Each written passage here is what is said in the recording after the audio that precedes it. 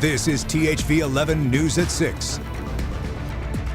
He opened just 3 weeks ago, but the 43-day-long shutdown created lots of issues for people across the country. Millions missed November SNAP payments.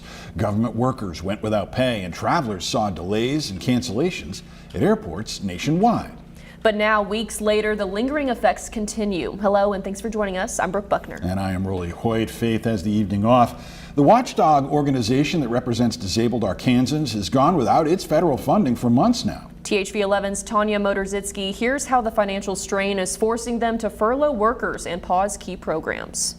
I've been doing this for 37 years, and this is the first time that we've run into the situation that, our funding is kind of stuck. The shutdown in Washington may be in the rear view, but here in Little Rock, the struggles it brought continue. A disability support nonprofit is running out of money, employees, and the people who depend on it are feeling the fallout. But when the government shuts down, we have to rely on previous year funding, if we have it, to maintain operations. Disability Rights Arkansas relies on federal funds to operate the 9 programs with a fiscal year budget of around $2 million. Executive Director Tom Massaw says when the government reopened last month, it did not mean the funds were immediately dispersed. So in the meantime, to offset the costs, I had to furlough 5 staff. We had to stop accepting new cases across the board. Out of the 9 programs DRA runs, 3 are not available right now, and Massaw says 2 more may be paused as well, including educational resources and a program monitoring abuse and neglect claims. I reached out to U.S. Senator John Bozeman to see if Congress plans on doing anything extra to help groups like DRA. His spokesman said in a statement, "Our office stays in regular contact with DRA to provide support and inquire with the relevant departments and agencies on its behalf." The senator recognizes it is an important resource for many Arkansans. Until then, Massaw says the group may not run normally until January, and that's if there's not another shutdown. 5 staff that I had to furlough, I can't tell them when I can bring them back because we want to make sure that we are stable. In Little Rock, I'm Tanya Motorzitsky, THV 11 News. Tanya, thank you. Now, the pinch actually started earlier this year for the DRA when the Trump administration put all kinds of programs on hold while it sorted through their grants and funding streams. Now, Congress has already allocated the grants to the DRA for this fiscal year, so it legally has to eventually show up. Let's bring in meteorologist Nathan Scott now. Nathan, as we wrap up a chilly day, another one, and head toward the weekend. Do we maybe have one more warm-up on the way, or are we going straight into winter mode? What should we expect? Well, Brooke and Rolly, we will see some chilly temperatures out there this weekend, but warmer numbers are in my 7-day forecast, but you have to wait on that.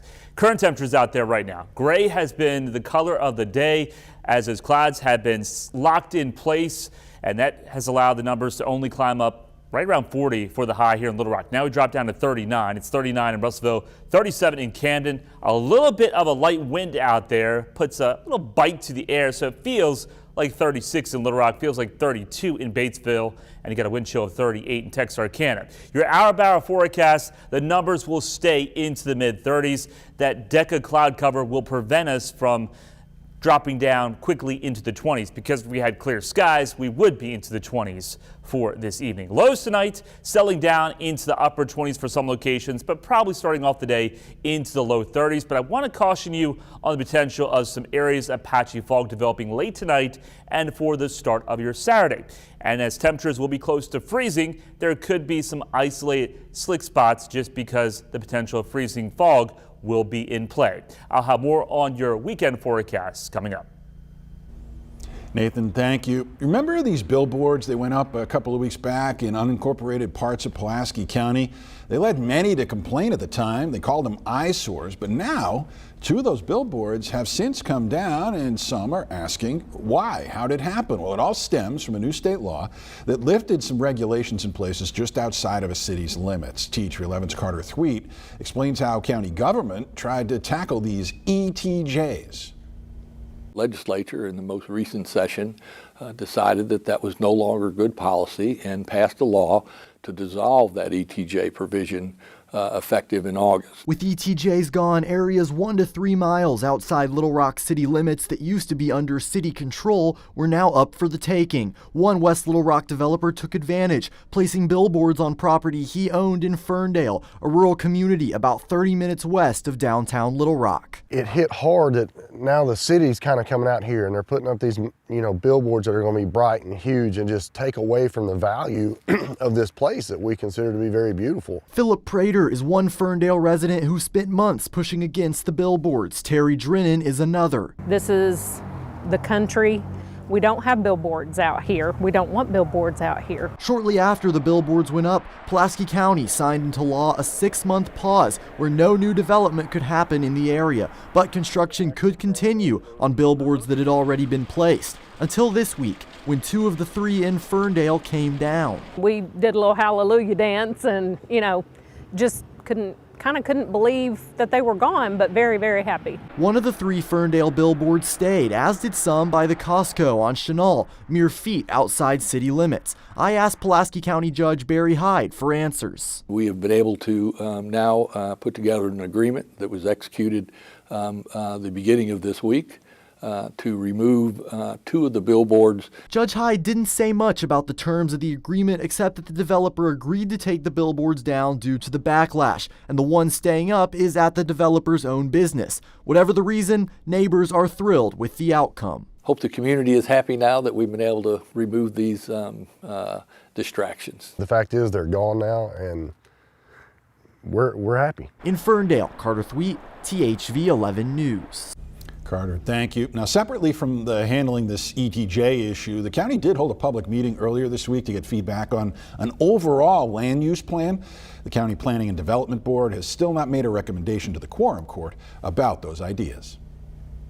Been going back and forth with them. We've had a good chunk of the contract done, but every time it comes to anything money, we have to step back from the table. They just don't want to pay us. A handful of union Starbucks employees walking a picket line today in Little Rock, workers amongst a small but growing movement demanding a new contract from the coffee giant. Our insurance premiums keep going up. Many people that I've talked to that have worked for the company 20 years ago didn't pay for insurance at all. And so as a company that is saying over and over again that they have the best benefits in the business, that if you add all of our benefits in, you make about $30 an hour, I can't pay my bills with benefits. At this point, the Baristas Union has grown to represent some 3,000 workers out of tens of thousands nationwide, and some 3,000 union baristas have been protesting since the launch of the company's annual Holiday Cup promotion. Domestic violence survivors won't have to be separated from their pets anymore thanks to a new grant. Women and Children First, a domestic violence shelter here in Little Rock, is moving full steam ahead on its new building to help more families, including their 4-legged family members. The $60,000 grant from Purina and the nonprofit Red Rover will go towards the new dog kennel, grooming station, and play area. According to Purina, less than 20% of U.S. domestic violence shelters are able to accommodate pets. Now, Women and Children First are in that percentage. You think of a child living in a domestic violence abusive home, the only love they're getting, the only affection and attention is from their pet. And then you tell them we have to leave, and they're looking at their animal that has been their life. That's trauma on top of trauma on top of trauma. In addition to the dog area, there's going to be more space for women and their kids. The shelter is expanding from 54 beds to 132. Brown expects it to open late next spring. It is a big night here in Little Rock as Bryant gets set to take on Bentonville in this year's 7A state title game. THV 11's Tyler Cass is there at War Memorial Stadium. We are counting down to what could be an historic night for Bryant. Tyler, take it away. Yeah, guys, we've been building to this for the entire high school football season. All roads end at War Memorial. You mentioned it. It'll be the 7A, the largest classification in the state, giving out a trophy tonight, a rematch of last year. Bentonville and Bryant. And, of course, it's Bryant. The Hornets are going for an unprecedented 7th state title in the last 8 years. And we'll hear from head coach Quad Sanders and a couple players coming up a little later on in sports. For now, though, live from War Memorial Memorial Stadium. Tyler Cass, THV 11 Sports, guys. All right, Tyler, we look forward to that. But for some of the players tonight, it's not just going to be about the final score. We'll tell you how one of their former teammates is being remembered. That is coming up. And the weather is cooperating for the game this evening.